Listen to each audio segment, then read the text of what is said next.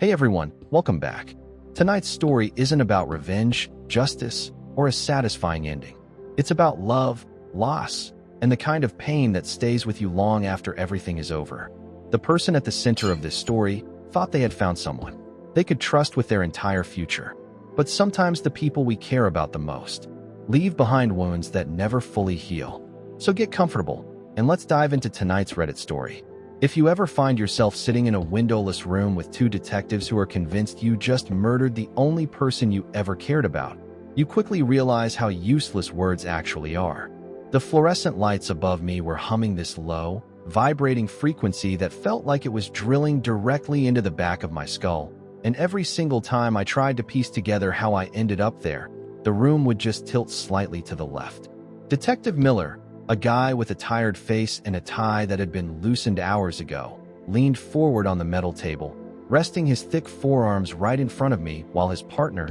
Detective Vance, stood near the door with her arms crossed, watching me like I was a bomb about to go off. Miller tapped his knuckles on the table, a sharp, rhythmic sound that made my vision blur for a second, and he asked me, for what felt like the 20th time, to explain exactly what happened on Tuesday night. I looked down at my hands, which were trembling so badly I had to tuck them between my knees just to keep them still, and that was when I caught a glimpse of myself in the reflection of the metal table surface. My face was an absolute mess, covered in deep, purple bruising, with my left eye swollen nearly shut and a crusty, dark trail of dried blood sticking to my hair near my temple. To them, I looked like a guy who had just lost a brutal, desperate physical struggle with his girlfriend before killing her. But the truth was so much more terrifying, and I couldn't get my brain to connect the dots fast enough to make them understand. I swallowed hard, my throat feeling like it was lined with sandpaper, and told him that I remembered the rain hitting the bedroom window, and then I remembered waking up on the kitchen floor because the dog was barking at the refrigerator, but we didn't even own a dog. Miller sighed, running a hand over his face in deep frustration, exchanged a quick, heavy look with Vance over by the door before turning his attention back to me. He told me that my girlfriend, Maya, was found dead on our living room couch with a single gunshot wound to her chest, and that neighbors had reported hearing a violent argument from our apartment hours before the police arrived. He said the narrative I was spinning didn't make any sense, jumping from talking about a dog that didn't exist to talking about grocery shopping 3 weeks ago, and then suddenly mentioning a man in a yellow jacket who stood in our hallway. I could hear how crazy I sounded, even to my own ears, my voice dropping to a jagged whisper as I tried to explain that the man in the yellow jacket wasn't a stranger. He was just a shadow that kept moving whenever I tried to turn the lights on. But the lights wouldn't work because the switches felt like melting wax under my fingers. Vance finally walked over, her boots clicking heavily against the linoleum floor, and she dropped a manila folder onto the table, opening it to reveal crime scene photos that she forced me to look at. There was Maya, slumped over on our gray sectional sofa, her favorite knitted blanket pulled halfway up her waist, looking almost like she was just taking a nap after a long shift at the hospital where she worked as a pediatric nurse. But there was a dark, terrible stain blooming across the front of her shirt, and her face was pale, completely devoid of the warmth that usually defined her. Seeing her like that caused a sudden, sharp spike of absolute agony to shoot through the center of my brain, making me gasp out loud and clutch the sides of my head, which only made the detectives lean in closer because they thought I was finally breaking down and preparing to confess. I tried to tell them about our normal routine, desperately hoping that some piece of ordinary reality would anchor me to what they were saying. Maya and I had been together for 4 years, having met during our junior year at Ohio State, and we had just moved into this suburban apartment outside of Columbus 6 months ago to be closer to her new job. We spent our weekends doing stupid, ordinary things like arguing over what color to paint the spare bedroom or trying out new breakfast joints down the street. I worked from home doing data analysis for a logistics firm, so my life was entirely structured around numbers, spreadsheets, and predictable outcomes, which made the absolute chaos currently happening inside my head feel like a living nightmare. I told Miller that I remembered Maya making coffee in the morning and how she laughed because I had accidentally worn mismatched socks to bed. But when he asked me if that happened today, yesterday, or 3 days ago, my mind just went entirely blank. Miller pointed a finger at my swollen, battered face, asking me straight out how I got those injuries if I wasn't involved in a life-or-death struggle inside that apartment. He said there were defensive wounds all over me, that my face looked like it had been used as a punching bag, and that the forensic team was currently sweeping our place for the weapon, which they believed I had hidden somewhere after the fact. I reached up, my fingers brushing against the painful, matted hair on the side of my head, and a strange wave of nausea washed over me, accompanied by a loud, high-pitched ringing that completely drowned out Miller's voice for several long seconds. I told him that I didn't get into a fight with Maya, that I loved her more than my own life, and that the bruises came from the cabinet doors because the kitchen cabinets kept opening and closing on their own, and I kept running into them while I was looking for my keys. Vance shook her head, leaning against the table with a look of genuine disgust on her face, telling me that lying was only going to make things worse for me when this went to a grand jury. She said they knew we had been stressed about money lately, that Maya's hours had been cut back, and that neighbors heard us shouting at each other around 9 o'clock on Tuesday evening. When she mentioned the argument, a tiny, flickering spark of actual memory flared up in the darkness of my mind, and I remembered sitting at the kitchen island with a stack of bills between us, both of us feeling exhausted and overwhelmed. But we weren't screaming at each other, we were just tired, and I remember reaching across the counter to hold her hand, telling her that we would figure it out like we always did, and she smiled at me, leaning her head against my shoulder before she walked into the living room to watch TV. That was the last clear, solid memory I had before everything dissolved into a terrifying, fractured haze of confusion and physical pain. I told the detectives that after she went into the living room, the apartment got incredibly cold, so cold that I could see my own breath in the kitchen, even though the thermostat was set to 70 degrees. I remembered walking toward the hallway to check the heater, and then there was a sound like a heavy textbook being dropped onto a hardwood floor, followed by a strange, metallic smell that reminded me of pennies. After that, time didn't work right anymore, becoming a series of disconnected still images rather than a continuous stream,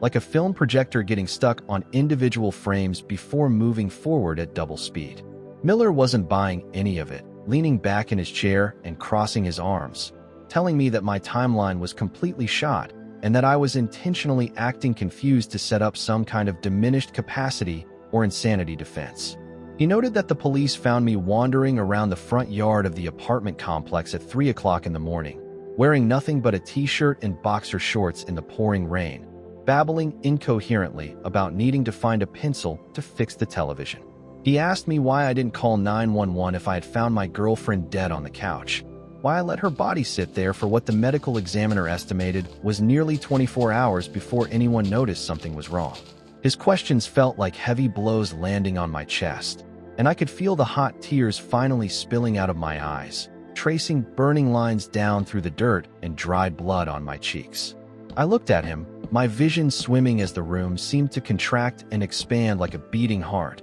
and I whispered that I didn't call for help because every time I picked up my phone, the screen was just a solid wall of bright, blinding white light that hurt my eyes so badly I had to drop it. I remembered holding the phone, looking down at it, but the numbers kept shifting and changing places on the glass, turning into weird geometric shapes that didn't make any sense to me. I thought I had called her mom. I distinctly remembered talking to her mom about buying a new lawnmower, but when Miller checked my phone records, there were no outgoing calls at all, just a dozen missed texts from Maya's friends wondering why she hadn't shown up for her shift at the hospital. The weight of their suspicion was suffocating, and the more I tried to explain the sequence of events, the more guilty I sounded to them, and honestly, even to myself. I started wondering if it was possible that I had actually done it, if some dark, hidden part of my brain had snapped during that argument about finances, causing me to hurt the woman I loved without even realizing it. The thought alone made me feel physically sick,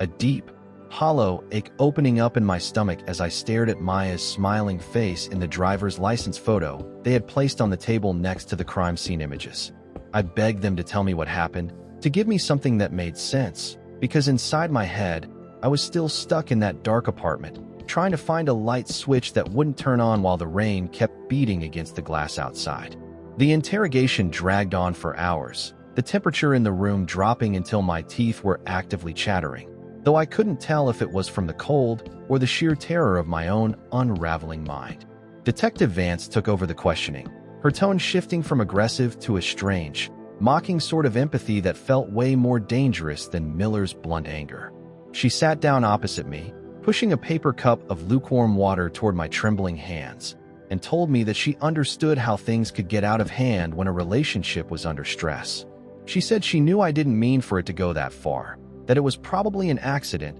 a heat-of-the-moment struggle over a weapon, and that if I just admitted to that right now, they could help me out with the district attorney's office. I stared into the plastic cup, watching the surface of the water ripple and sink with the heavy pounding in my ears, my head feeling like it was packed tightly with wet cotton. I tried to tell her that there was no weapon to struggle over because we didn't keep guns in the house, as Maya was terrified of them due to a childhood accident involving a neighbor's kid. I remembered telling her that specifically, but then my mind took a bizarre, unprompted detour, and I started describing the wallpaper in my grandmother's old house in Indiana, talking about the little blue flowers on the border and how I used to peel them off with my fingernails. Vance slammed her hand down on the table, the sharp crack echoing through the small room like a gunshot, making me violently flinch and bury my face in my hands as a wave of intense, blinding vertigo threatened to push me off the chair. She shouted at me to stop playing games with them,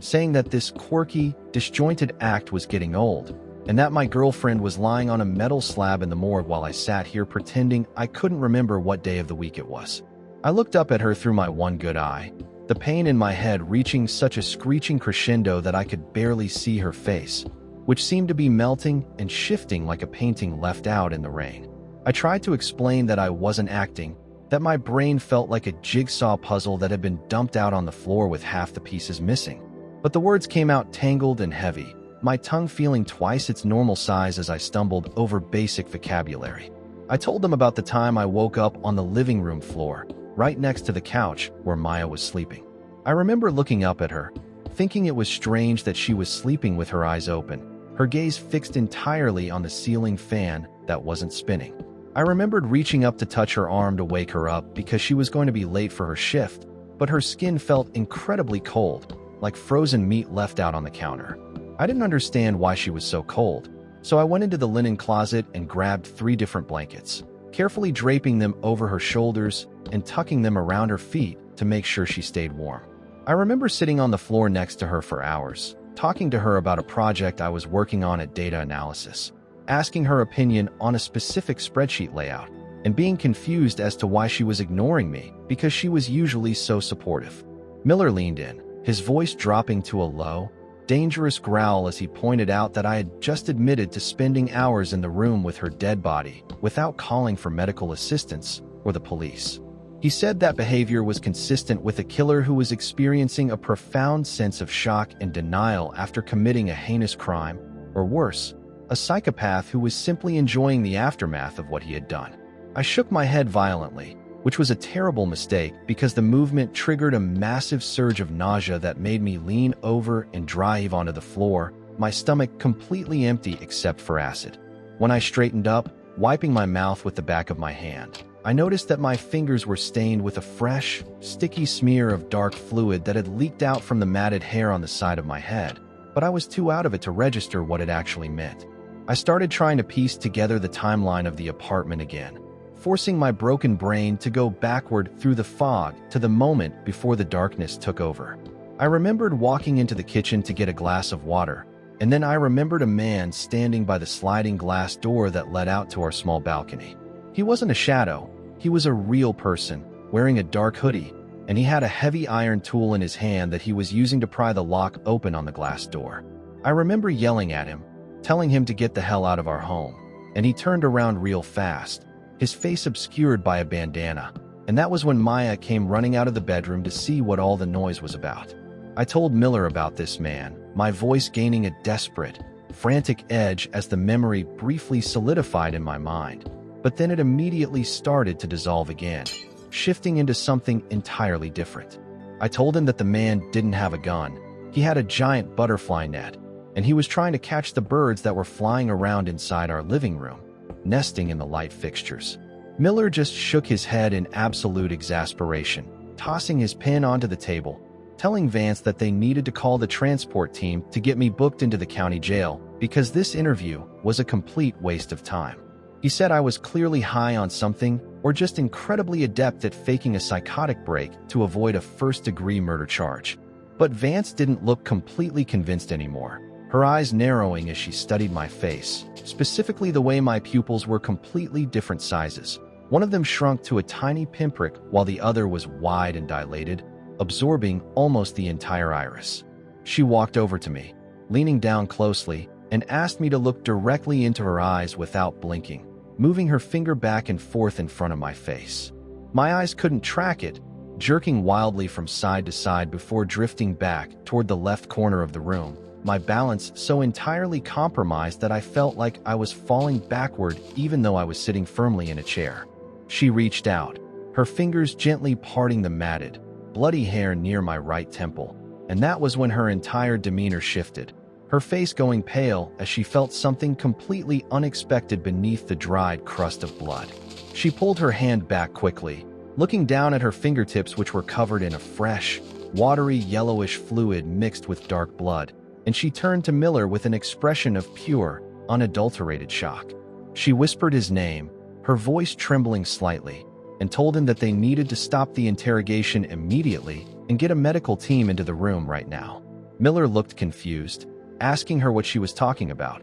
pointing out that I had just basically confessed to sitting with the body for 24 hours. Vance shook her head frantically, telling him to look closer at the wound on the side of my head, stating that it wasn't a laceration from a struggle or a blunt object strike from a cabinet door like I had thought. I sat there, watching them argue through a thick, heavy haze, the room beginning to fade into a dull gray color as my energy completely evaporated, leaving me barely able to hold my head upright. I tried to tell them that I was just really tired, that I wanted to go back to the couch and sleep next to Maya, because she was still cold and needed me to check on the blankets. But my voice was barely a whisper now, the words running together into an incoherent mumble. I felt my body tilting to the side, the metal chair sliding out from under me as I slipped down onto the hard linoleum floor, my face resting against the cold surface that felt incredibly comforting against my burning skin. As I lay there, looking at the scuffed legs of the interrogation table, a final, massive piece of the puzzle suddenly broke through the wall of my concussion, slamming into my consciousness with the force of a freight train. I didn't get into an argument with Maya that ended in violence, and I didn't hide a weapon because there never was a weapon belonging to us in that apartment. The man in the dark hoodie had broken through the sliding glass door, and when I charged at him to protect Maya, he had raised a small black revolver, pointing it directly at my face before a blinding flash of fire exploded in the dark hallway. I didn't survive the attack unscathed. I hadn't been beating Maya up, and the confusion wasn't a clever act designed to fool two seasoned homicide detectives. The next 20 minutes were a chaotic blur of shouting voices, heavy footsteps echoing down the hallway, and the bright, flashing lights of an emergency medical team bursting through the interrogation room door. I could feel rough but careful hands lifting my body off the cold floor, placing me onto a hard plastic gurney while someone strapped a tight oxygen mask over my nose and mouth, the cold air rushing into my lungs doing nothing to clear the heavy fog in my brain. Detective Miller was standing over me, his face a mask of intense guilt and panic as he shouted at the paramedics, demanding to know how they had missed this during the initial sweep when they picked me up from the apartment complex lawn.